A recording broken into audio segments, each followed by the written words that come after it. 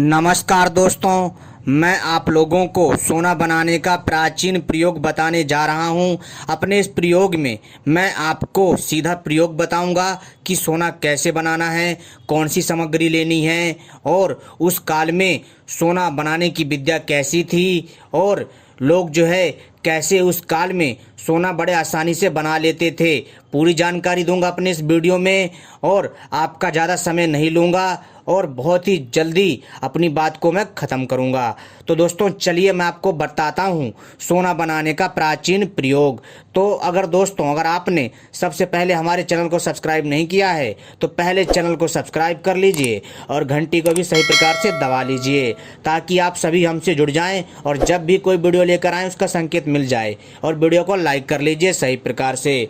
तो दोस्तों सोना बनाने के लिए प्राचीन काल में बहुत ही ज़्यादा लोग जो है आयुर्वेद का ज्ञान रखते थे और धातुओं का ज्ञान रखते थे, साथ ही साथ दूसरी सामग्रियों का ज्ञान रखते थे जिससे उन्हें सोना बनाने में बहुत ही आसानी होती थी। लेकिन दोस्तों अगर इस युग में आज के आधुनिक समय में कोई अगर सोना बनाने का प्रयास करता है या फिर किसी से कहता है तो लोग उसका मजाक उड़ाते हैं कि कैसे पागल लोग हैं कि जो है वनस्पति से सोना बना रहे हैं, धातुओं से सोना बना रहे हैं। तो भैया ऐसा है कि धातुओं से सोना बनता था प्राचीन काल में और तो और दोस्तों आधुनिक काल में भी कई लोग सोना बना रहे हैं और बना चुके हैं।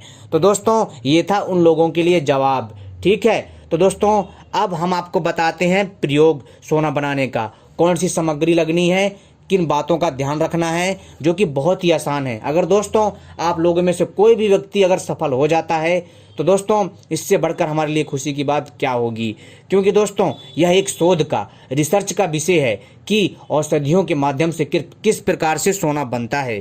तो दोस्तों चलिए मैं आपको बताता हूँ सोना बनाने का प्राचीन प्रयोग, जिसके माध्यम से कोई अगर सीख जाता है तो जितना चाहे उतना अपने मन के मुताबिक सोना बना सकता है, जिससे वो अपनी गरीबी आर्थिक तंगी दूर कर सकता है। लेकिन दोस्तों इस प्रयोग को हर कोई आसानी से नहीं कर सकता, इसके लिए हर चीज़ का ज्ञान होना अति आवश्यक है।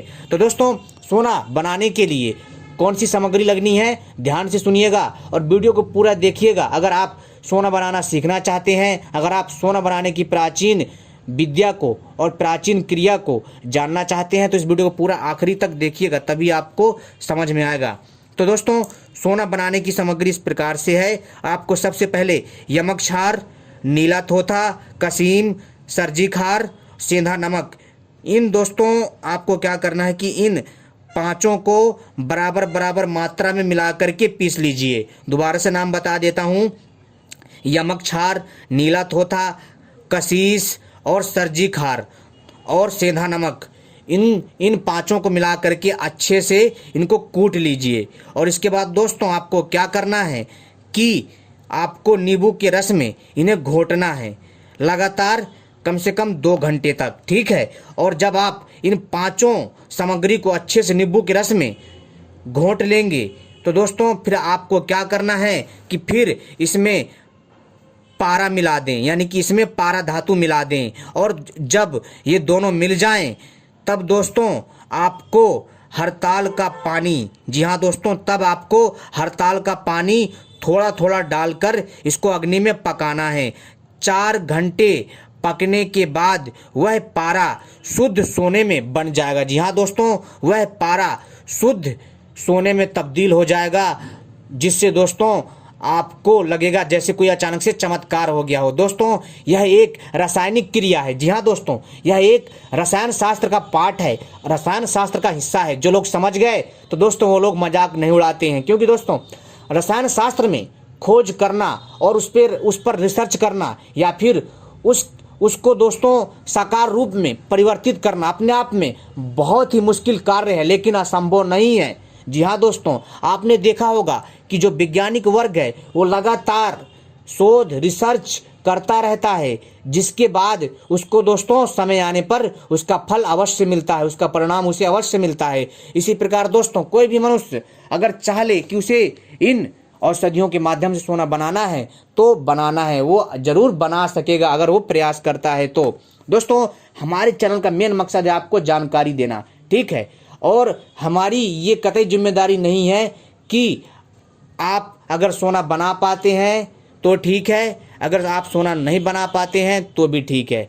ठीक है दोस्तों, कहने का अर्थ है दोस्तों, आप जो भी क्रिया को करिएगा अपने जिम्मेदारी से करिएगा। इसमें दोस्तों हमारा सिर्फ एक ही कार्य है कि आपको जानकारी देना, आपको ज्ञान प्रदान करना, वो हम कर रहे हैं। ठीक है। और दोस्तों यह प्रयोग नागार्जुन की पुस्तक से लिया गया है। ठीक है।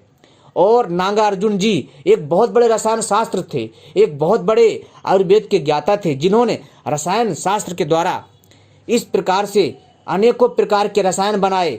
जी हाँ दोस्तों, आपको सुनकर हैरानी होगी, सोना छोड़ो, सोना तो उनके लिए छोटी बात थी, सोना चांदी बनाना उनके लिए छोटी बात थी। वो जो है दोस्तों यहाँ तक कि जो हमारे नागार्जुन जी जो थे वो दोस्तों यहाँ तक कि लोहे से तांबा बना देते थे। जी हाँ, लोहे से तांबा बना देते थे और तांबा से अन्य धातु बना देते थे। ऐसे थे हमारे नागार्जुन जी। दोस्तों वह एक बहुत बड़े विद्वान, एक ऋषि थे। और दोस्तों वो इतने बड़े विद्वान थे कि दोस्तों वो औषधियों के माध्यम से ऐसे ऐसे रस का निर्माण करते थे कि मनुष्य अगर उसको गले में, उस रस को गले में लेपन कर ले तो दोस्तों अगर उसके ऊपर तलवार चला दी जाए तो दोस्तों तलवार का घाव नहीं लगता था। ऐसे ऐसे रस का निर्माण करते थे हमारे नागार्जुन जी। लेकिन दोस्तों जो जो चीजें मैं बता रहा हूँ कई लोगों को मजाक लग रहा होगा। दोस्तों क्या होता है ना कि जब किसी की मति भ्रष्ट हो जाती है, जी हाँ, जब किसी की मति भ्रष्ट हो जाती है, जिसकी जितनी क्षमता होती है सोचने की, वो अपंग वहीं तक ही सोच पाता है जो बुद्धि से अपंग होता है। तो दोस्तों जिसकी बुद्धि विस्तारित होती है, जिसकी बुद्धि समावेशी होती है, वो लोग इस चीज को बहुत जल्दी समझ जाते हैं। जी हाँ दोस्तों, मैं आपको एक चीज बताता हूँ कि जो नागार्जुन जी जो थे वो अमृत बनाने का प्रयास कर रहे थे। जी हाँ दोस्तों, लेकिन दोस्तों जब इंद्रदेव को इस बारे में पता चला तब इंद्रदेव ने जो है नागार्जुन जी से जो है इस क्रिया को जो रोक देने की अपील की थी, जिसका उल्लेख दोस्तों कई ग्रंथों में मिलता है। जी हाँ, साथ ही साथ दोस्तों नागार्जुन जी जो थे उन्होंने एक ऐसा रसायन बनाया था जिसके सेवन से मनुष्य की आयु 500 साल से आगे तक रहती थी। जी हाँ दोस्तों, और वो ऐसे ऐसे रसायन का निर्माण करते थे कि अगर उस रसायन का एक ढक्कन भी पी ली जाए, जी हाँ दोस्तों, अगर उस रसायन का एक ढक्कन भी पी लिया जाए तो दोस्तों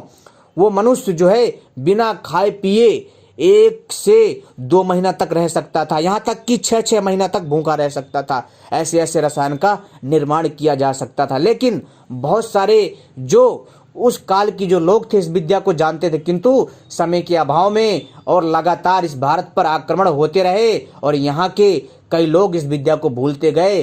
फिर दोस्तों हमारे लोगों ने ही अपनी ही विद्या को गलत ठहराना साबित कर दिया, अपनी ही विद्या का जो है मजाक उड़ाना चालू कर दिया, जिस कारण दोस्तों इस विद्या को और भी नीचे ले जाया गया, जिससे कि इस विद्या का पूरी तरह से लोप होता दिख रहा है। लेकिन दोस्तों आज भी ये विद्या कहीं ना कहीं भारत के किसी न किसी कोने पर अच्छे से फल फूल रही है।